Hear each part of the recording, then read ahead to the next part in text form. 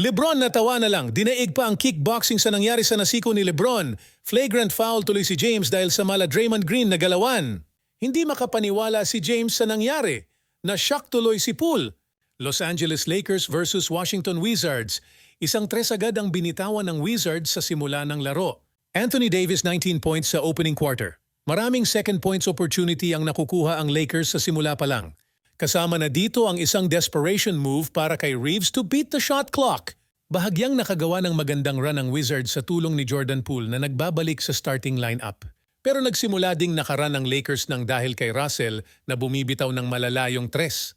Sinundan pa ito ng mala shooting guard move ni LeBron James. Pinalipad pa si Kuzma sa eri at pasok pa ang buzzer beater ni LBJ. Nang dahil din sa 19 points at 11 free throws ni Davis sa opening quarter, nakuha ng Lakers ang bahagyang kalamangan bago nagtapos ang first quarter. Another lefty layup mula kay LeBron James. Nakakailang points pa lang si LeBron sa time na ito kasi nag-take over si Davis at panay ang pasa ni LeBron. Reeves para sa isang corner 3, saklap at na-block ito ng board. Buti na lang nakuha niya ulit at na-layup pa niya. Muling nag-run ang Wizards ng dahil kay Clutch Kuzma.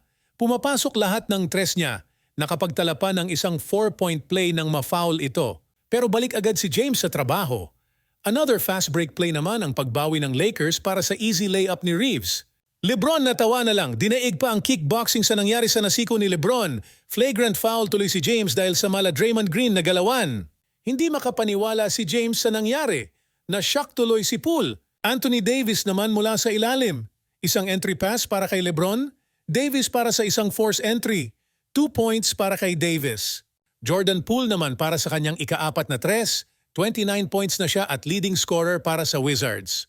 Maganda talaga ang pagkakakuha ng Lakers kay Dinwiddie. Bukod sa shooter na matalino pa maglaro, nice pass para sa kanya. Easy layup para kay The King bago nagtapos ang second quarter. Mula half-court hanggang na-layup ni Lebron, walang nagawa ang Wizards. 31-28 ang score sa simula ng third quarter. Sinimulan din ito ng maagang steal para kay Russell. Another second chance pa rin para kay James at Russell. 18 points na din siya at double digits na ang lamang ng Lakers. Offensive rebound naman para sa Wizards. Walang ginawa ang tatlong players ng Lakers sa play na ito. Austin Reeves may pahimas pa sa buhok pagkatapos tamaan ng isang tres bandang 4 minutes sa third. May 16 points din siya sa game na ito. Let it fly naman mula kay Prince. 13 points na ang abante ng Lakers bandang 1 minute remaining sa third. Jordan Poole may pagbawi. Pinaglaruan lang ang depensa ni Davis. Sabay turnaround fadeaway shot. What a nice move by Poole. Agad din silang binawian ni Davis ng isang slam dunk bago nagtapos ang third quarter. Isa laban sa 5 para sa play na ito. Biglang nakapag-run ang Wizards at naging 3-point na lang ang hinahabol ng Wizards pagkatapos ng 3-point play. Takeover na din si Kyle Kuzma. Head fake sabay turnaround layup para kay Kuz. 4 points na lang ang lamang ng Lakers.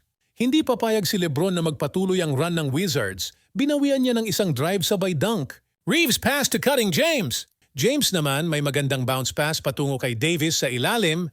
Another slam dunk mula kay Davis. Balik sa 8 points ang abante ng Lakers. Isa pang magandang play para sa Lakers na nag-iwan kay Reeves ng isang wide open 3 sa corner. This time, LeBron Davis connection para sa isang magandang entry pass. Parang nag-warm up na ang Lakers para sa papalapit na play-in tournament. Panalo ang Lakers sa score na 125-120. Double digits lahat ng starters ng Lakers sa pangunguna ni Anthony Davis na may 35 points.